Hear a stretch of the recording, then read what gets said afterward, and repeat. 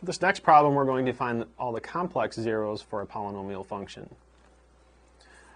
Here, our function f of x is x cubed minus 4x squared plus 25x minus 100. We'd like to start by factoring by grouping. We'll group the first two terms together and the second two terms together. Out of the first two terms, we can pull out an x squared. So we'll get x squared times x minus 4. And the second two terms here, we can pull out 25.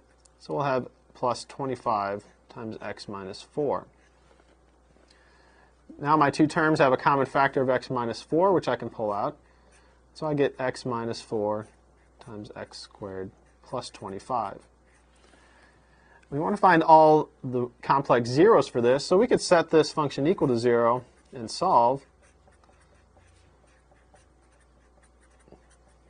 To do this, we're going to set each of these factors equal to 0. So I'll have x minus 4 equals 0 and x squared plus 25 equals 0. Here I'll get x is equal to 4.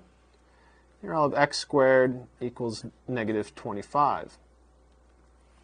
This is already solved, so we'll just continue working on this part. To find x, we're going to take the square root of both sides. Don't forget plus or minus. It's going to be plus or minus the square root of negative 25.